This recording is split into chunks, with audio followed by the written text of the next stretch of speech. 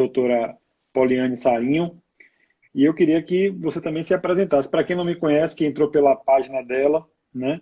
Meu nome é Leonardo Martinez, sou vice-presidente da AMA da Bahia, sou conselheiro estadual da Reunida, tenho também uma cadeira no Conselho Municipal da Pessoa com Deficiência aqui em Salvador, sou pai de um adolescente com autismo e tenho feito essas lives aí para tentar compartilhar conhecimento, né, com todos vocês. Nós tivemos aqui grandes profissionais, continuamos tendo, né? Na primeira temporada tivemos Dr. Carlos Gadia, Dr. Gustavo Teixeira, professor Lucelmo Lacerda, doutora Adriana Matos, doutora Ana Marta Vieira Ponte, doutora Daniela Vanderlei, tivemos aqui já também doutora Rita Lucena, enfim, muita gente boa, né? Eu não vou ficar falando o nome, que graças a Deus todos que passaram por aqui foram excelentes,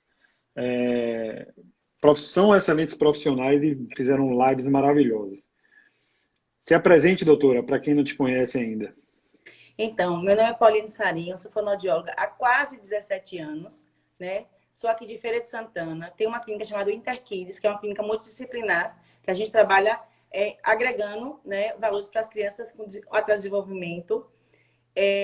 Eu trabalho hoje especificamente só com crianças com atraso de desenvolvimento, autismo, questões neurológicas, apraxia de fala, né? O foco maior hoje da clínica é o autismo mesmo. Acho que 80% das crianças que estão aqui dentro estão dentro do espectro, né? Então, assim, se eu for falar do meu currículo, como o Léo falou, quem já imaginou em 17 anos, né? O quanto você, né, se especializou para poder estar onde eu estou hoje, né?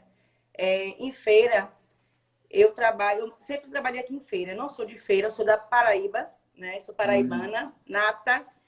Vim para ficar em Feira por um acaso e me apaixonei e estou aqui desde então, né? E, além de tudo, eu também sou mãe de criança dentro do espectro, né? Meu filho mais novo, Ícaro, tem 8 anos, também está dentro do espectro.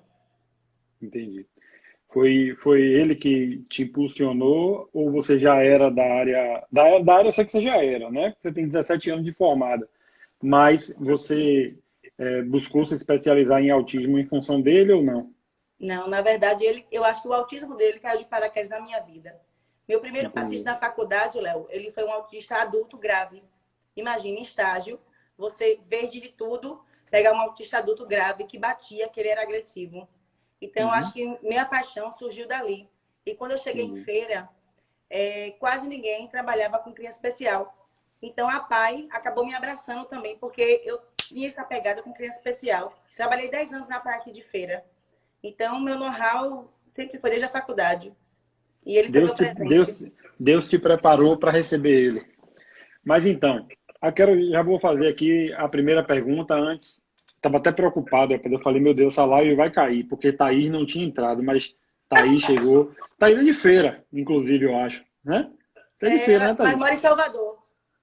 Mora aqui, eu conheço, Thaís é minha amiga, mas eu acho que ela é feirense. Eu conheci Thaís Enfim, no curso. pois é. Doutora Fernanda Bonfim está aqui também. Enfim, muita gente bacana, mas vamos lá. Depois eu vou cumprimentando mais as pessoas que vão entrando aí. A primeira pergunta que eu quero te fazer é o seguinte: nosso tema, é, o tema que nós escolhemos foi comunicação e fala no autismo, né? E isso já deixa bem claro que comunicação é diferente de falar. Muitas pessoas pensam que quem fala não se comunica. Então eu queria já que você explicasse a diferença entre comunicação e fala. Isso. Existe uma confusão muito grande entre comunicação, fala e a linguagem e também, né? Que a gente não colocou no título da live, mas são diferentes. A fala é o ato motor de articulação do som. Existem crianças que falam, fala estereotipada, papai, papai, papai, papai, papai, papai. Ele está falando. E às vezes não tem sentido. Então ele não tem comunicação. Mas a comunicação é aquilo que a gente quer transmitir. Então, muitas crianças podem não estar falando, que é a parte oral, mas ela se comunica por gestos, ela se comunica pela expressão facial. Existem muitas crianças que se comunicam pelo olhar, Léo. É incrível como ela faz a expressão do olho, dizer o que ela quer, né? E ela está se comunicando. Então, hoje a gente fala muito na Fono, quem trabalha com autismo, que a fala é a cereja do bolo. É uma das últimas coisas que a gente vai trabalhando na criança. Porque a primeira coisa que a gente vai trabalhar é a comunicação. Porque se ele se comunica, ele tem intenção, a gente consegue e pode chegar até a fala. Entendi. Eu quero já pedir às pessoas que estão assistindo minha live pela primeira vez, que eu sempre faço 2 pedidos no início.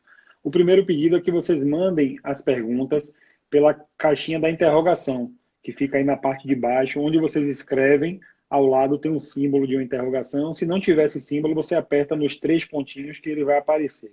E o outro aqui tem muitos pais, né, e profissionais de pessoas que trabalham com pessoas com autismo, e vocês conhecem muita gente que se interessam por essa live, por esse tema. Então eu peço que vocês cliquem nesse símbolozinho aí da asa delta, né, esse triângulozinho deitado aí, para encaminhar para as pessoas que essa live está acontecendo, para que todos tomem conhecimento da live.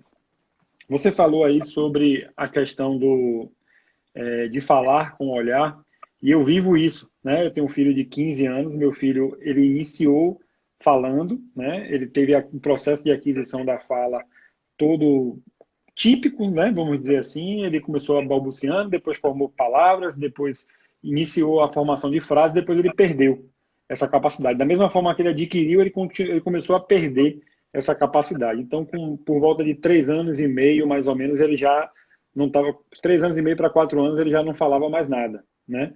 E meu filho se comunica super bem, né? Eu sempre conto aqui que se ele quer comer uma moqueca de camarão, por exemplo, ele vai lá e pega todos os ingredientes corretos, ele pega o camarão, ele pega o azeite de dendê, ele pega o leite de coco, enfim, essa é uma forma de comunicação. E aí eu quero te perguntar o seguinte, as pessoas têm a ideia, né, a equivocada ideia que a comunicação alternativa é o processo de abandono da tentativa de falar, né?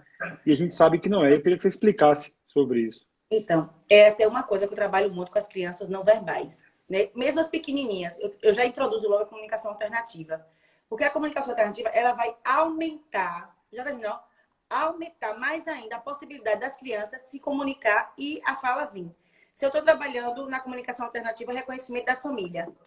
Quando eu mostro, faço os cards, né, que a gente trabalha ou com figuras ou com processos reais, depende de cada situação, que eu mostro a foto do pai, ela pode reconhecer, ela olha, mas quando ela fala, olha o papai, vamos pegar agora o papai. Então, a oportunidade que eu vou dando para ela vai internalizando aquilo e pode sair um papai. E se não sai, faz isso, ó. E ela já sabe, quando quer ir para o papel, ela pega a figura, se comunicou, quer encontrar o pai. Então, assim, quem tem esse lê do engano, né, de que a comunicação alternativa não funciona, que só vai fazer atrasar, porque a gente trabalha com figuras, que geralmente é o que a gente faz, está enganado.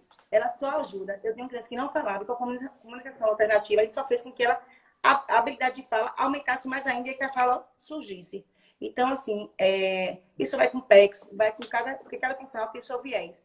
Aqui na clínica eu só trabalho com comunicação alternativa, porque eu acredito muito na variedade que ela pode trazer. Né? Então, gente, pelo amor de Deus, acredite no profissional, que a comunicação só ajuda. Só ajuda. Então, a gente pode acabar com esse mito de que criança que inicia a comunicação alternativa é como se o profissional... Porque muitos pais viram para mim e falam assim, eu tenho terror de comunicação alternativa, porque para mim comunicação alternativa é dizer assim, olha, a gente já viu que seu filho não vai falar, então vamos para a comunicação alternativa. A gente pode acabar com esse mito e acabar com essa preocupação dos pais. Pode. A partir de hoje, eu estou garantindo que pode parar com esse mito. Porque, Léo, a comunicação alternativa ela só é mais uma forma de a gente ajudar mais ainda a criança a criar engramas dentro do cérebro para poder a fala sair. Ou, se essa fala não sair, pelo menos a comunicação vai acontecer. Né? Como eu falei mais no início, a gente primeiro busca a comunicação. A fala, que é a articulada, pragmática, que é o que a gente está fazendo aqui, que é conversando, trocando informações da mensagem, é a cereja do bolo. É uma das últimas coisas que a fono trabalha numa criança dentro do espectro. Né? Isso depende muito da criança, porque a criança já chega com fala. Ela chega com a fala, mas ela não fala nada.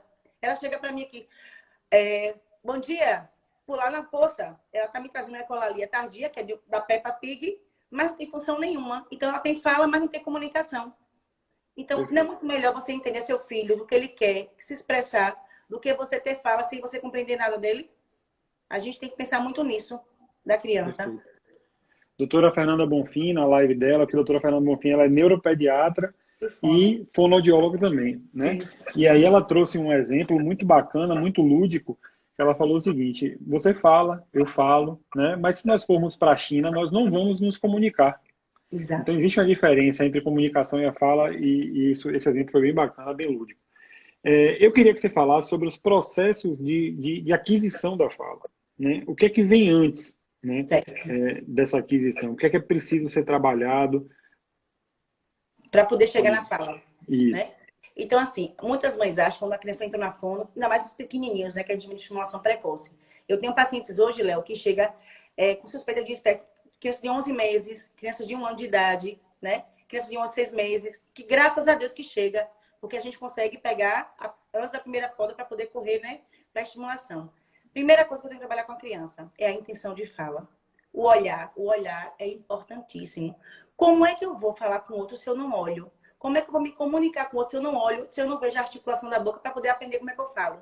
Só escutar não adianta. Eu tenho que ter intenção, eu tenho que ter olhar, eu tenho que ter habilidades motoras orais, né, que é a questão da musculatura, que interfere também na produção da fala. Eu tenho que ter a questão da pragmática, de estar usando aquela fala para aquilo. E eu tenho que ter a troca dialógica para poder acontecer. Então, existe pré-requisitos que a gente fala para poder a criança chegar na fala. E é isso que a gente trabalha, principalmente no início da terapia. E as mães já acham que a criança tem que chegar já falando tudo na primeira sessão de fono. E é uma ansiedade, a fala é uma ansiedade, eu acho, de todos os pais, né, Léo? Uhum. Todo pai, eu acho que chega para você, como chega para mim, meu filho vai falar. Primeira pergunta que eu recebo, no dia da avaliação, meu filho vai falar, eu faço, eu ainda não sei.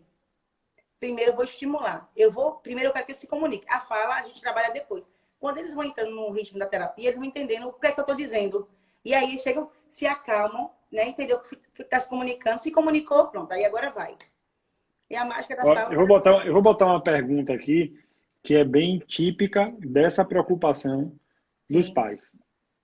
Perceba a pergunta. Oi, Atípico Mundo botou aqui. Oi, meu filho pede água, bolo, entre outras coisas. Isso significa que ele é um autista verbal ou não? Depende da idade dele, depende do que é que ele tá, qual é a generalização que ele está fazendo, né? Vou dar um exemplo. Se for uma criança de 1 ano e 10 meses pedindo isso, ela está na faixa. Ela já poderia estar formando uma frasezinha pequena. Mamãe, bolo. Mamãe, água. Ela já poderia. Mas ela tem até os 2 anos para fazer essa pequena frase. Agora vai depender, né? Porque assim, se for uma estereotipia, se for uma coisa aleatória, se for uma ecolalia tardia, então depende. É um contexto muito difícil da gente estar dizendo se pode ser ou não. A gente pode dizer que se ele pede essa água dentro do contexto de querer água, esse bolo dentro do contexto real de querer comer um bolo, que ele já está num bom caminho, né? Ótimo caminho, né? Porque está fazendo Pois é, a pragmática, que é o que a gente mais sonha na fala. pois é. Porque é exatamente o que você estava dizendo, né? As pessoas estão preocupadas na futurologia, né? Sim. Vai falar e eu vou lhe dizer uma coisa. Se eu tiver errado, você me corrige. Mas se você, pai e mãe, levar seu filho para um fonoaudiólogo e na primeira consulta, segunda consulta, ele avaliar seu filho e disser, não, fique tranquilo, seu filho vai falar, eu acho que você deve procurar uma segunda opinião. Certíssimo. Porque porque esse não é um bom caminho, até porque o autismo tem um nível de complexidade altíssimo. Meu filho, como eu falei aqui, para quem chegou depois, até 2 anos e 10 meses formava frases. Hoje, meu filho com 15 anos não fala uma palavra, e meu filho teve acesso aos melhores profissionais. Né? Teve um trabalho bem feito, graças a Deus, ele pode fazer. Então, assim, isso é uma incógnita muito grande.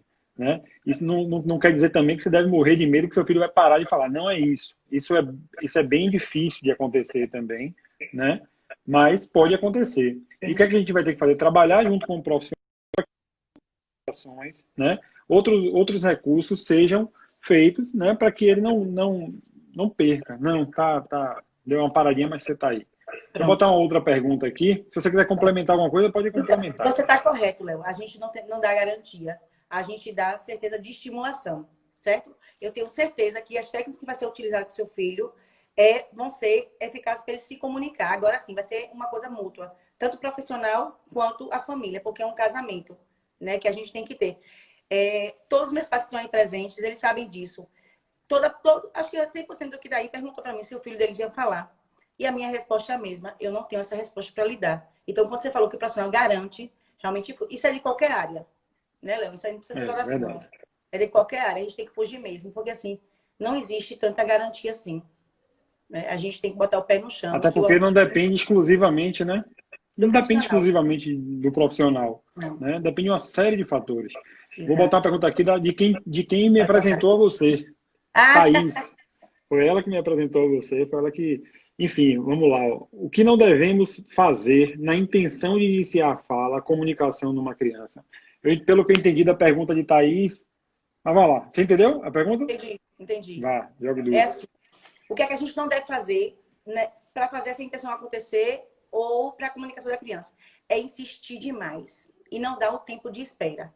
Muitos pais querem que a gente fale água. Fale água, água, água, água. E a criança faz o quê? Ela chora ou desiste e vai embora.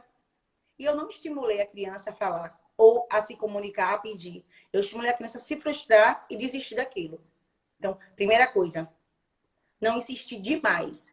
Agora, se eu variar, vou dar outro exemplo em cima da água.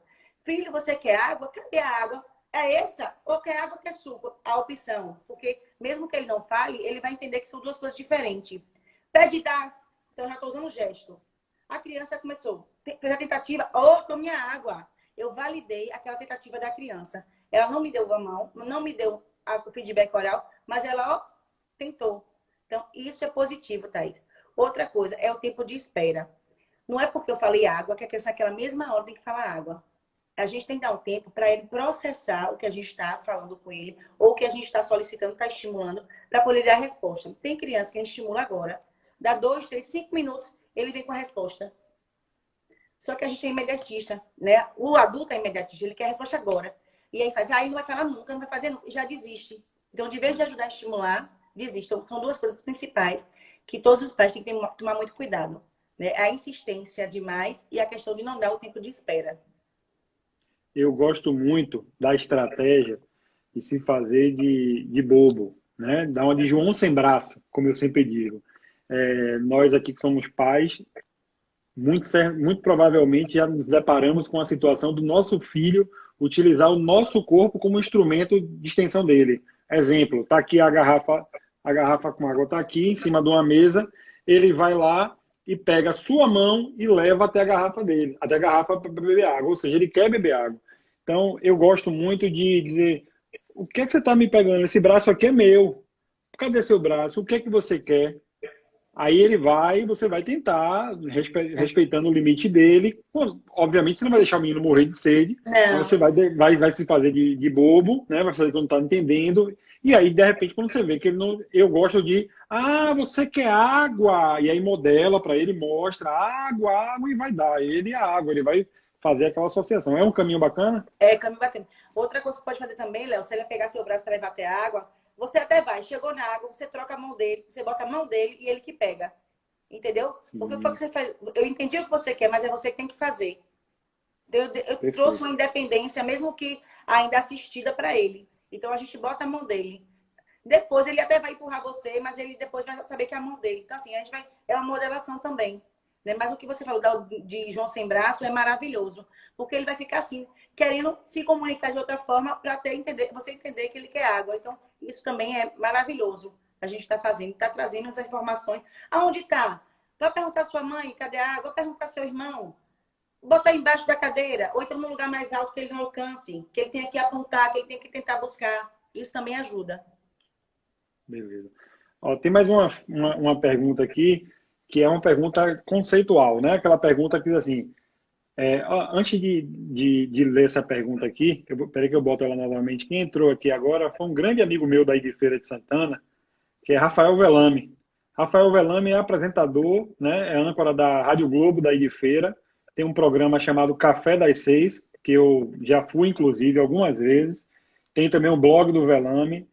Rafa é um grande apoiador nosso aí, das pessoas com autismo aí em Feira de Santana. Sempre que eu pedi a ele para falar sobre alguma coisa, foi agora assim na flexibilização do uso das máscaras. Na época do simpósio daí de feira, eu pedi para ele anunciar, ele anunciou. Então, Rafa, muito obrigado aí pelo apoio de sempre.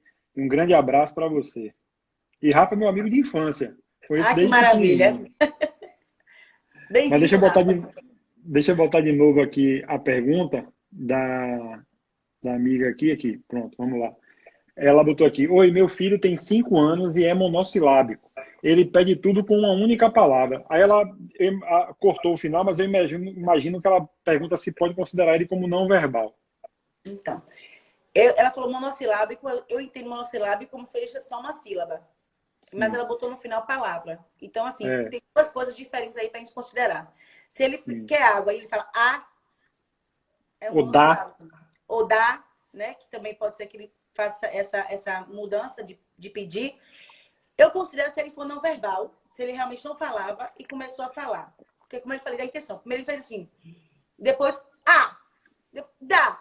Ele está moldando até chegar na fala da água. Então, eu posso considerar. Agora, uma criança que já fala água e não quer falar da água, eu tenho que modelar bastante, porque ela já tem a habilidade de fazer o da água, de formulação da frase. É isso que eu quero lhe pedir. Porque eu estou vendo aqui que os pais e mães aqui, bem ansiosos para saber assim, meu filho vai falar, não vai falar, meu filho é verbal, não é verbal, o rótulo, né, o conceito. Mas o que a gente precisa mais saber aqui, a nossa maior luta aqui é levar informação. Como trabalhar com essa criança com 5 anos, que aí tem, é claro, o atraso, né? E fala palavras curtas ou monossilábicas, enfim. Como trabalhar para justamente colocar ele no caminho da fala? Primeira coisa, a gente dá o modelo. Toda vez que ele pedir água, vamos considerar a palavra, né? Água. Aí você faz, filho, você quer água? Fala, dá a mamãe água, mamãe vai lhe dar água. Já deu o primeiro modelo. Depois você vai aqui, ó, mamãe, ó, dá água. Aí você dá um tempo, porque é o tempo de espera que eu tô falando, para ele processar. A gente precisa desse tempo. Faz um movimento, depende muito da técnica profissional que também esteja usando com a criança, que pode usar a comunicação alternativa com as figuras, para ele também se comunicar, ajudar, ou um prompt, ou outras técnicas que existem por aí. Então, a mãe tem que começar a solicitar para a criança. Então, toda vez que ele pedir, ela tem que usar primeiro a mesma frase. Dá água, dá HH. A gente tem que trabalhar com uma palavra pequena e a palavra que está trabalhando. Agora, se for só a sílaba, ela tem que trabalhar a articulação da criança. Ah, você quer água? Quando eu falo água, a criança já olhou para minha boca, não sabe nem o que eu falei. Mas já chamou a atenção dela. Na próxima vez, ela vai fazer isso, ó. Tentar fazer o movimento. E até o som da fala tá saindo. E agora isso é para quê? É para tudo. E a mãe dentro de casa, ela tem que dar nome a tudo. Você quer a televisão? Ó, a televisão, vou ligar agora. Quantas televisões eu falei para poder ligar? De 3 a 4. Para poder ligar uma televisão. Então, a criança escutou quantas vezes? O registro ficou quantas vezes? 4. Então, esse registro não é ficar televisão. Não é isso. É dar função àquela palavra no contexto da brincadeira ou no contexto do que está acontecendo dentro de casa. Porque o que acontece muito é que as mães não dão função. Elas querem muito que as fones passem exercício para casa e façam a mesma coisa assim. Por exemplo, animais. Cachorro, gato, periquito, papagaio. Só que assim, ela não faz função nenhuma, só mostrando uma figura. E só de figura a criança não vive. Porque tem criança que nem presta atenção na figura. Então, se eu não chegar para ela, o cachorro da vizinha, ó, vamos pegar o cachorro. Eu vou pegar o cachorro, eu vou virar o cachorro agora. Sobe no cachorro, papai agora o cachorro. Então, assim, se eu já dei uma função nisso aí, dinamizei, a criança vai falar uau rapidinho. Ou, depende da habilidade comunicativa que ela tenha também, né, gente? Estou falando da criança que tem condições de se comunicar mais rápido. Então, assim, o que a criança tem que fazer? Estimular, dar nome em tudo, ter um tempo de espera, né? Diminuir um pouco a ansiedade, que é a coisa mais difícil do mundo, é diminuir a ansiedade. Ainda mais porque elas acham que só a fala é que é o importante agora no momento da criança. Perfeito. Olha que coisa interessante aqui, não é muito o tema da nossa live, mas eu vou pedir a Camila e Joana, que comentou aqui, que depois mande um direct para mim que eu quero conversar com você. Ela botou assim, ó, eu sou de Catu, que é minha esposa, apesar de ter nascido em Feira de Santana, viveu a vida dela toda em Catu. Então eu considero ela catuense. Né? Então assim, ela botou assim, eu sou de Catu, tenho autismo leve, tenho medo de bomba, de bola, de palhaça e tenho 15 anos. Ela repetiu aqui a pergunta. Depois me mande um direct, Camila, que eu quero conversar com você. Mas isso é uma característica, né? Na verdade, pode ter diversas explicações para isso, desde questões sensoriais a questões comportamentais, psíquicas, enfim. Mas a gente vai bater um papo depois sobre isso em uma outra live, né? Porque essa live aqui, o tema é outro. E eu já quero emendar uma pergunta de Massinha, que é rebelde e não botou na caixinha de interrogação, mas eu vou ler aqui, vou dar essa moral a ela. Meu filhote não vai acrescentando palavras no repertório. Tenho a impressão que ele vai substituindo. O que você tem a dizer sobre isso? Pode. Então, a substituição é uma das características do autismo também, Léo. Tá dentro da parte da fala. Ele substitui uma palavra que ele acha mais fácil. Exemplo, eu tenho um paciente aqui que quer apagar a luz. Ele quer apagar a luz e faz, acende a luz. Não tem quem faça que ele faça apagar a luz. Porque para ele, a inversão do acender é a mesma coisa. É tipo lua e sol. Né? Ele vê o sol e fala que é lua, porque para ele aprender o nome lua foi mais fácil. Então ele investe. Então tem crianças que investem muitas palavras no contexto por causa disso, porque é uma das características da fala da criança dentro do espectro. Outra coisa que ela pode fazer para ajudar é se ele falou, vou dar um exemplo de sol e lua, porque é o que eu estou falando, né? Como ela deu o exemplo. E aí, se ele falou lua, que é um sol. Ixi, mas tá muito quente, agora o sol tá pegando fogo. Olha como tá forte o sol. Então, é o que eu estou falando sempre. A questão da repetição com a função ajuda muito. Então, essa substituição, a gente vai trabalhando com a palavra real. Ainda mais que ele já tem a parte da linguagem da fala, né? Que é funcional. Outra coisa, Léo, que eu esqueci de falar, foi sobre a praxia de fala, né? Vamos falar Porque... daqui a pouquinho. Segure Ah, aí. então pronto. Segure que a gente vai falar um tópico específico sobre a praxia de fala. Vamos lá. Como podemos perceber se a ecolalia está sendo funcional? O contexto que está acontecendo.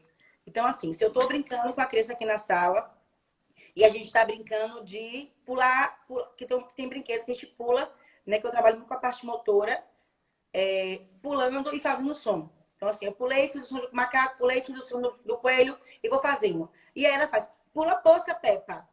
É uma ecolalia tardia, porque ela escutou, mas é funcional, porque ela realmente está fazendo o movimento de pular. Então, como é que eu modelo isso aí? Isso, João, pulou muito bem. Eu falei, eu peguei a ecolalia dele e trouxe para o que era para ser feito. Nenhum momento eu falei, não é Peppa aqui não, não pode não. Se eu disser um não para ele, eu vou inibir e até a ecolalia funcional vai deixar de ser funcional, porque a criança é muito inteligente e aquilo que é muito negado, ela acaba se restringindo, não querendo mais trazer. Então a gente tem que tomar cuidado com isso também. Entendi. Tem uma pergunta aqui que é mais ou menos no mesmo sentido, mas ela pergunta também se quando a ecolalia pode ajudar ou prejudicar o desenvolvimento da linguagem. Quando ela é exacerbada demais. Quando a criança não tem a linguagem nem 1% funcional, só trabalha por ecolalia, né? Então prejudica bastante o desenvolvimento da linguagem da criança. E a ecolalia também é um tipo de estereotipia, né, gente? Se vocês não sabem, a ecolalia faz parte também do quadro das estereotipias. Então, depende se a criança for muito ansiosa, uma criança pouco estimulada, uma criança que tem toque, né? Porque o autismo pode vir associado a tudo isso. Então, a ecolalia pode vir muito forte também. Bacana. Thaís, hoje a gente parou para perguntar: até quando podemos dar voz à criança, falar por ela? Isso, a gente pode, em alguma época, fazer isso? Não. Na verdade, não, Thay. Eu sei que a ansiedade dos pais é muito grande, né? Para a gente fazer com que a criança seja entendida. Então, a gente acaba... o cérebro é inteligente. Ele faz assim, ó. Se minha mãe fala por mim, para que eu vou falar? Se eu só fiz assim, ó. Minha mãe já sabe que eu quero a vitamina. Para que eu vou pedir vitamina, HH, leite, mamadeira? Eu não preciso. Então, gente, assim, uma das coisas assim, nunca falar pela criança. O máximo tem que estimular ela se pronunciar, tentar fazer o som, apontar, gesticular até tá saindo. Então, assim, nunca falar pela criança. E acontece muito, viu, Léo? Ainda mais assim, as mães que acabou de receber diagnóstico, né? Elas querem que a criança seja compreendida. Ela quer pegar a bola. Aí eu faço, e ela pediu que horas? E a gente nem sabe o que a criança pediu. E às vezes nem era a bola que a criança queria, mas a ansiedade da mãe, então, é que ela acaba fazendo aquilo acontecer. Exatamente. Então, a resposta, Thaís, é nunca. Quando pode, nunca. Vamos botar aqui mais uma pergunta. Saudade do tudo bem, tchau. Isso aqui deve ser piada interna. Deve ser alguma forma. Vamos lá. Uma pergunta bem bacana aqui. Crianças autistas com déficit cognitivo podem ser ajudadas por meio da fonoaudióloga, da fonoaudiologia ou da fonoaudióloga? Sim, com certeza. Né? Geralmente as crianças do espectro que tem a questão cognitiva com dificuldade, ela é uma criança que não quer dizer que ela não vai falar, mas é uma criança que tem uma dificuldade maior, né, de processar a fala, de acontecer a fala. Mas ela mais do que ela mais não, acho que todos têm que ser trabalhados com fono. Porque aí, se não for a fala, é a questão da comunicação, que eu estava falando desde o início. Então, assim, não sei quem foi, Léo, não vi o nome, não lembro. Corra atrás se você não faz, né? Procura um fonoaudiólogo. Agora, gente, procure um fonoaudiólogo que seja especialista, que estude realmente o autismo. Porque não é mostrar figura, né? Eu falo muito isso para minhas mães. Não é só eu falar, a criança repetir, não é isso. É muito mais além disso. Então, se vocês estão com dúvidas, peça a fundo, você trabalha com o quê? Qual é a sua metodologia? Como é que você faz? Você já trabalhou com algum paciente autista? Como é que ele era? Pode questionar, porque eu acho que isso é importante. Porque qualquer profissional não trabalha com criança de espectro. Porque não é ficar só dentro da sala, é muito além disso. E caiam fora do melhor que nada. Vocês conhecem o ditado do melhor que nada, né? Eu Porque o gosto de dar melhor que aquele fala na nada, cara. o melhor que nada pode ser pior que tudo, viu? Atrapalha. Porque melhor do que não saber e buscar uma informação adequada é aprender errado. Porque aprender errado, o processo de aquisição do aprendizado é mais difícil. Eu Guga vou Sou pegar o seu. colocou aqui, Deixa eu rapidinho, pegar Guga seu gancho Sou, aí, vou Léo. mandar seu direct depois, vou olhar seu direct depois, viu? Deixa eu pegar seu gancho aí. Outra coisa que acontece muito é os pais fazer com um profissional e querer mais 2, 3 profissionais da mesma área. Sendo que esses profissionais não se conhecem, não trabalham a mesma metodologia. E eles acham que vão ajudar a criança porque está com fono durante 5 dias na semana. Gente, vocês não têm noção. Se não é a mesma técnica, se não é a mesma linha de trabalho, não ajuda. Não ajuda, porque eu ainda brinco com os pais. Ó, você toma 2 antibióticos ao mesmo tempo, você não toma. Por quê? Porque não vai lhe ajudar. Ou é um antibiótico ou é outro. Você pode mudar depois, mas ao mesmo tempo você não usa. Então a gente tem que tomar muito cuidado disso. E também assim, as pessoas acham que, mas é porque você não tem horário para a semana toda. Eu vou fazer. E assim, quando a gente vai ver, a criança fez o quê? De vez de progredir, ela regride. E eu tenho N casos de crianças que os pais esconderam isso. Quando a criança começou a não evoluir, porque a gente trabalha com cada reprogramação do trabalho, da avaliação. E aí ela não evoluiu porque não chegou no meu patamar que eu queria. A gente vai pesquisar, estava com mais 3 profissionais. Então a criança estava confundindo. A Poli faz assim, fulano faz assim, fulano faz assim. Não funciona, gente. Às vezes esses excessos de gente, né, de estímulos, os pais pela ansiedade querem, só atrapalha também. É o famoso cabo de guerra, né? É, Se todo mundo puxar para o mesmo lado, vamos vencer a briga lá do cabo de guerra. Agora, beleza. se eu puxar por um lado, puxar por outro, não sai do lugar. Se tiver a mesma força puxando para cada lado, né? Então, o tratamento, na verdade, a intervenção para autismo, ela precisa ser multidisciplinar, ou seja, fono, TO, fono, terapeuta ocupacional, psicólogo, musicoterapeuta, neuropediatra, enfim, Fonoterapia e e mais. uma série de disciplinas, né?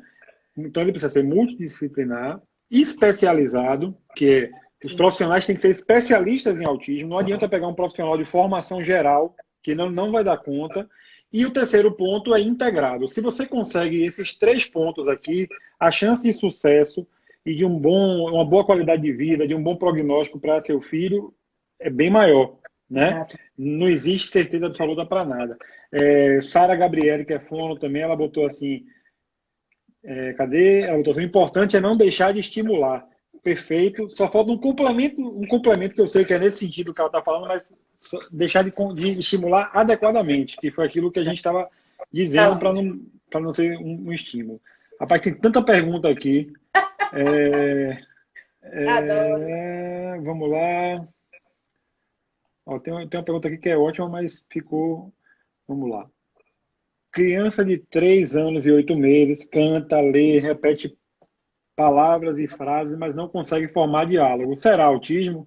Aí, minha amiga, se você já está na dúvida, né, Polly? É melhor procurar um neuropediatra. Uma Exatamente. Você, orientação agora, ou um psiquiatra infantil, ou um neuropediatra, né? Corra, porque mesmo que ela esteja ali com essa idade, ela pode ter hiperlexia. E a hiperlexia também pode estar dentro do espectro do autismo. Ou não, sim. né? Então, assim, é melhor você ser bem assistida primeiro com um médico. O primeiro passo aí é o seguinte, que se sua filha só tiver problema na fala, não é autismo. Isso eu Sim, posso lhe garantir. Se só tiver problema na fala. Mas você precisa fazer uma avaliação com um neuropediatra e provavelmente, ou um psiquiatra infantil, e provavelmente ele vai lhe encaminhar para uma equipe multidisciplinar para auxiliar eles no diagnóstico. Porque o exato. importante é o neuropediatra e o psiquiatra que trabalhem em conjunto com a equipe terapêutica, né? Para que auxilie.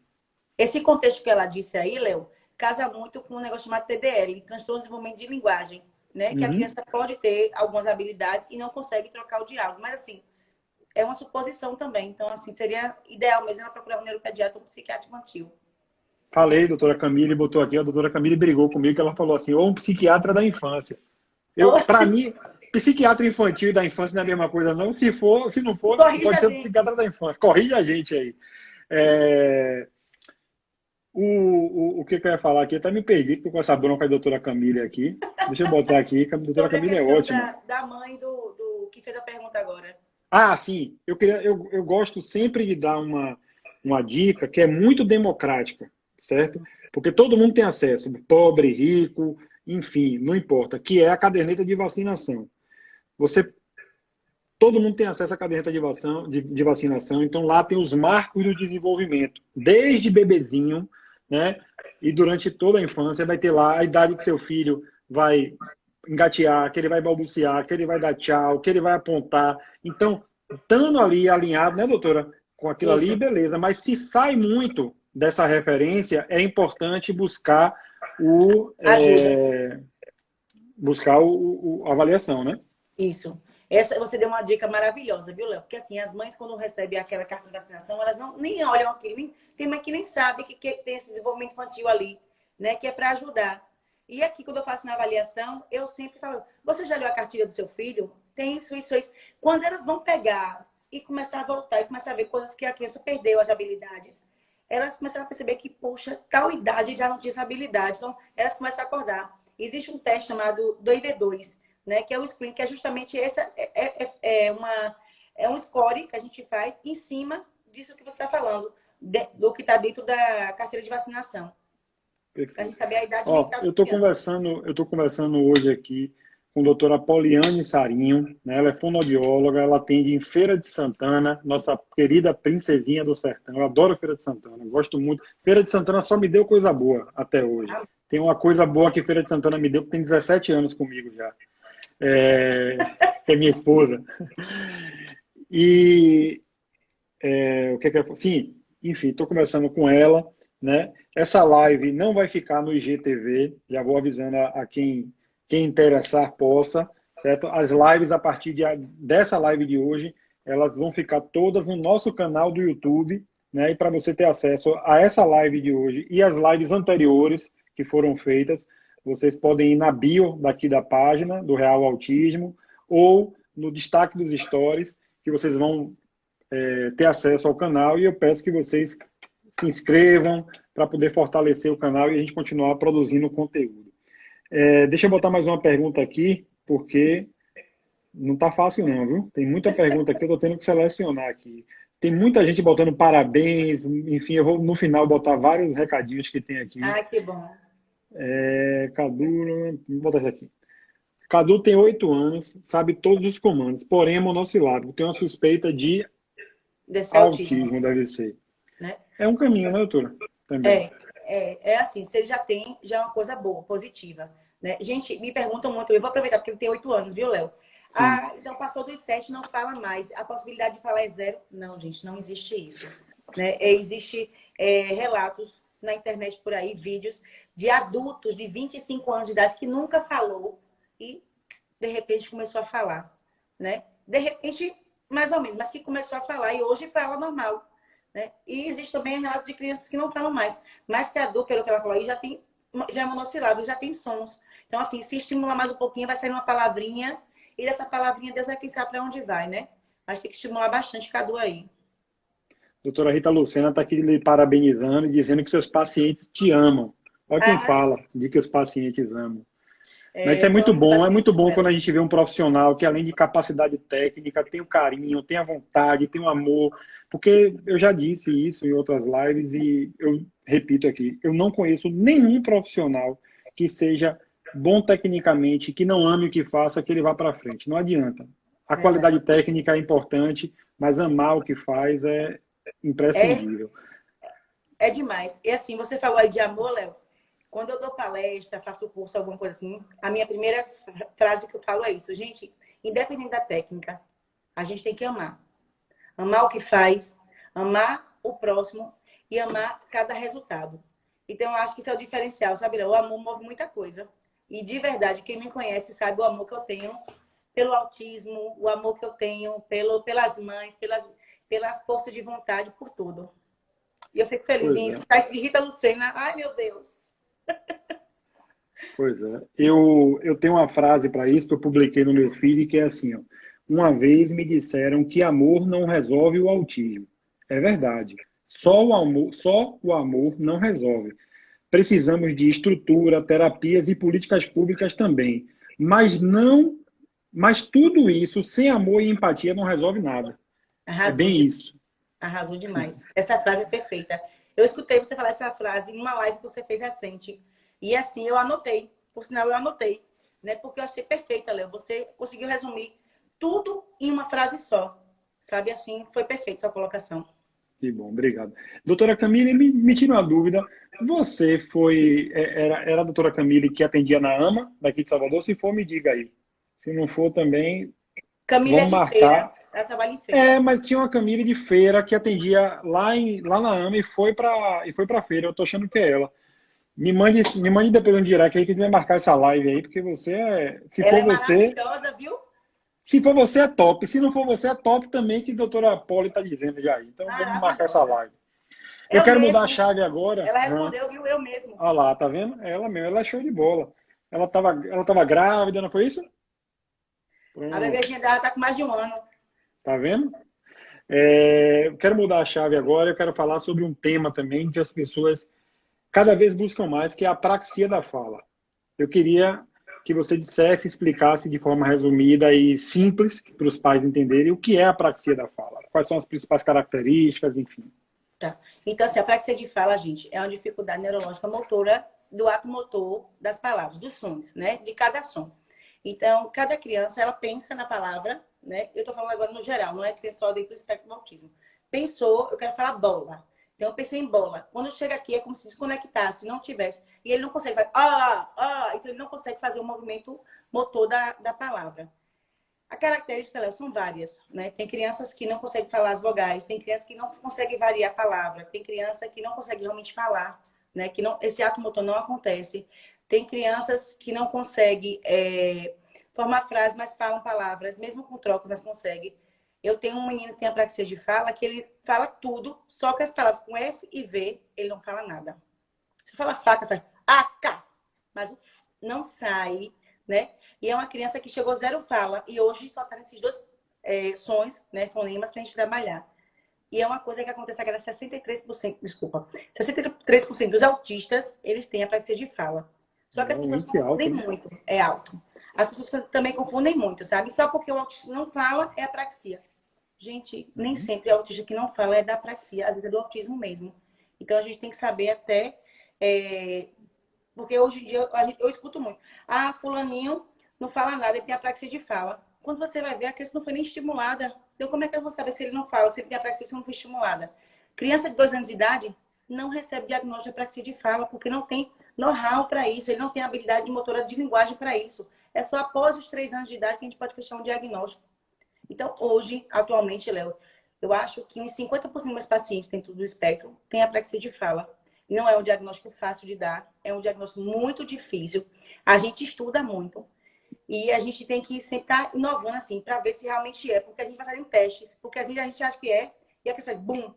Aí quando a gente vai ver, não era apraxia, era só um transtorno motor de fala, que são diferentes. Então o profissional tem que tomar muito cuidado com isso. Só o gancho É, aí, só quem dá o diagnóstico de apraxia de fala é fono, né? Porque certo. assim, e fono é especialista para isso. Igual a senhora. Eu dou, eu estudo bastante. E me diz uma coisa, você já viu que eu sou velho, né? Tudo eu tenho um dito popular, tudo eu tenho um negócio. Então, eu costumo dizer que a apraxia da fala é o fiozinho que desencapou e na terapia a gente vai cobrir ele de novo para reconectar, Sim. certo? Você falou que 63% das pessoas com autismo, olha o que eu estou vendo aqui, ó, Miné, eu não sabia nem que ela está aqui. Miné é minha amiga, gente boa demais também, lá de feira. É? Miné é a esposa de Carlos. Mina é enfermeira? Miné é enfermeira? Acho que sim. Acho que sim. Eu me lembro que ela trabalhava no hospital, né? Mas não sei se ela é enfermeira. Enfim, o que eu quero saber aqui é o seguinte: você falou que 63% das pessoas, né, com autismo têm apraxia, Sim. certo? E das pessoas que são atendidas adequadamente, quantas a gente consegue recuperar dessa apraxia? Vamos dizer assim, dar uma... Porque para mim, o que você falou aí, ó, Bela, Bela também, vou parar de ler aqui, que senão não vou falar mais. Bela, filha de meu amigo Duda Sampaio. Quando você me fala que uma criança chegou lá do zero, zero fala, e hoje só tem um problema no fonema, para mim está recuperado. Porque o que eu costumo dizer também, Paulo, é o seguinte, que os pais de crianças com autismo, eles querem que seus filhos virem o superstar de tudo. Exato. Quando a pessoa é típica, ela pode ser tímida ou Sim. pode não ser. Quando nós somos típicos, nós podemos ter uma fala mais parada, mais assim. Mas quando é autista, tem que ser aquele super social, ou seja, tem que ser o super-herói de tudo. Aí eu quero lhe perguntar, qual é o índice aí que a gente consegue trazer de volta aí para típico? Depende muito do grau da apraxia, viu, Léo? Então, assim, a apraxia ela tem leve, moderada e severa. A leve, na verdade, a gente, o ano passado, né, que teve a conferência de apraxia, foi falado que nem é mais considerado apraxia leve, é agora chamado transtorno motor da fala. Estão mudando até o CID em relação a isso. Né? Então, que é isso que se recuperam mais rápido, entendeu? Que eu falei que eu achava que era apraxia, quando a gente foi ver foi um transtorno motor da fala. E quando a criança é mais severa, tem uma apraxia mais grave, é muito mais difícil. Porque já está dizendo o próprio nome, entendeu, Léo? As dificuldades é tão grande. Tem criança que não sabe nem mexer a boca. Ela fala, não consegue nem fazer um movimento. Então, assim, a gente tem que incentivar cada movimento de cada som. Não é a palavra, não, porque as pessoas acham que é a palavra. E não é a palavra, é o fonema. E às vezes o fonema é aquela palavra, mas na outra palavra ele fala. Então, assim, é uma coisa muito inconstante a apraxia. Então, a gente não tem como medir porcentagem em relação a isso. Eu acho que não tem estudo. Eu nunca li estudo sobre isso, não. Tati está aqui perguntando se tem previsão de live com Milena Pondé. Sim, já está marcado, inclusive. Não sei a data aqui agora, mas já está marcado a live com a doutora Milena Pondé. Deixa eu ver aqui. Uma pessoa aqui pedindo para mandar beijo para o Ceará. Manda aí beijo para o Ceará.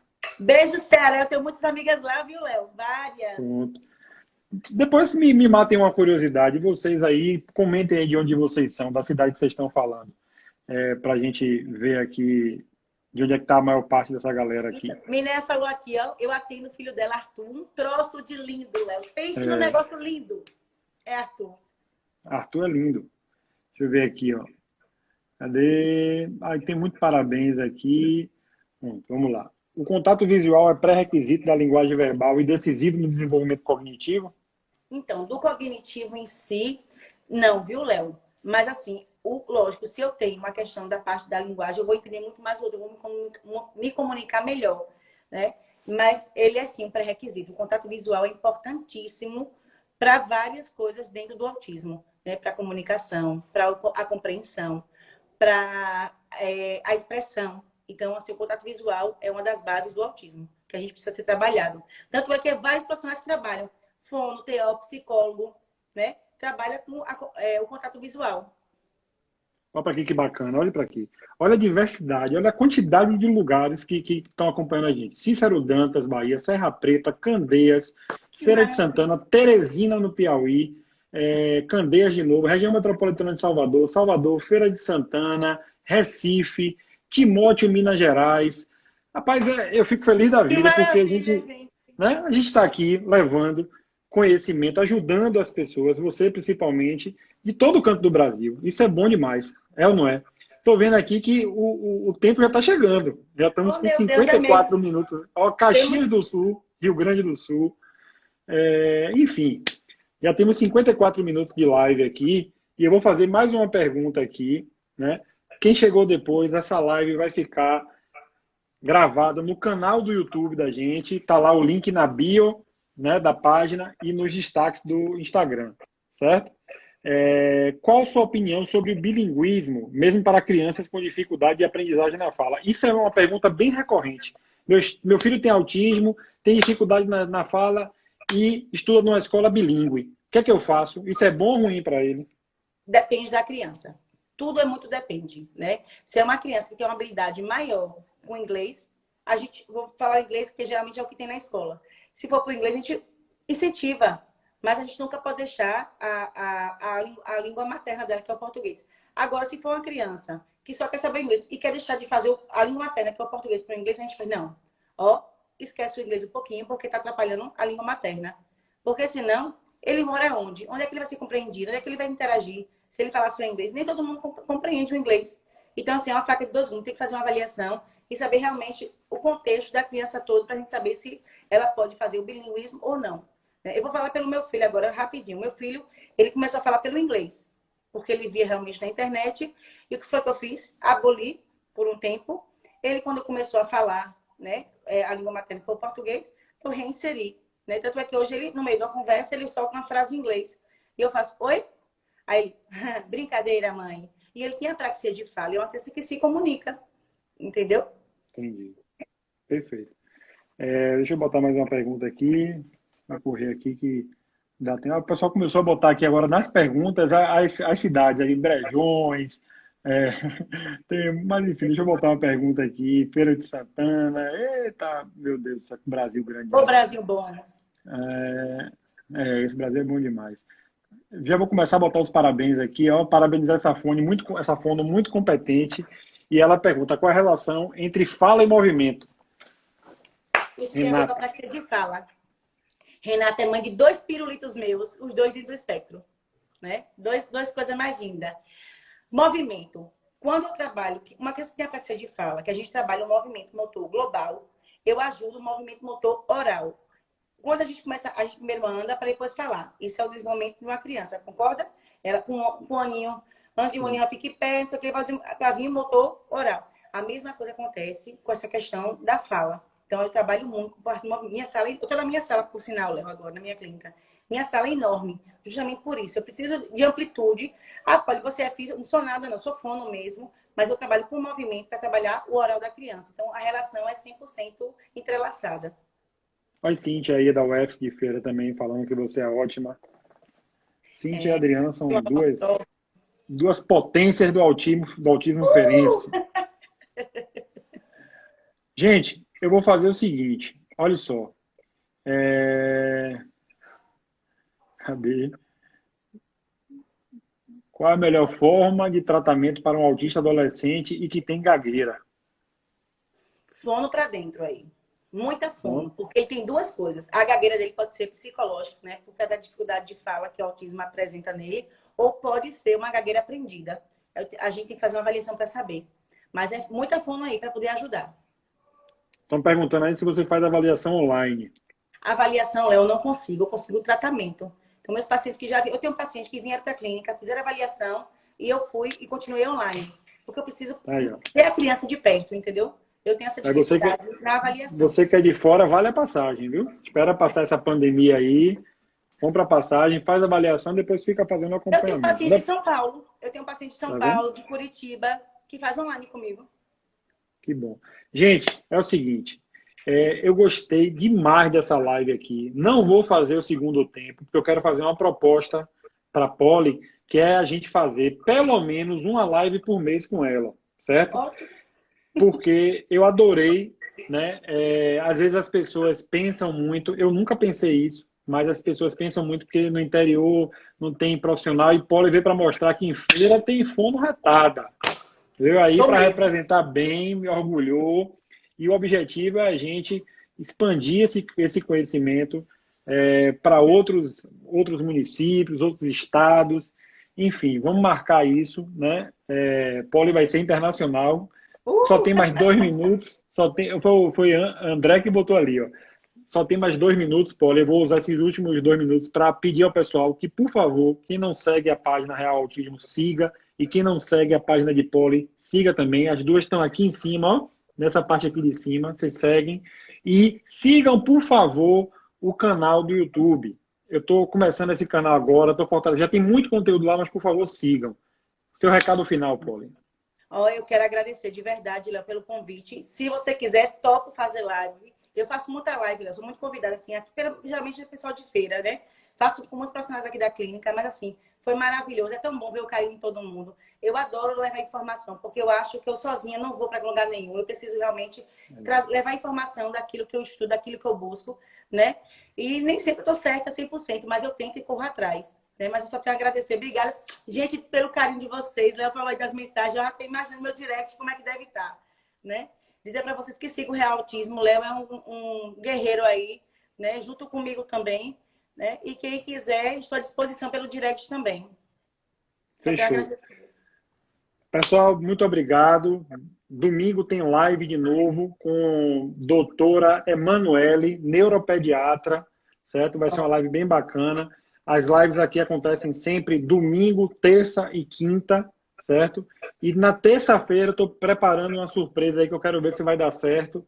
Agradecer a todos vocês aí, certo? E é isso. Até a próxima. Sigam o canal do YouTube, sigam as nossas páginas e vamos fortalecer o autismo. Thaís, obrigado.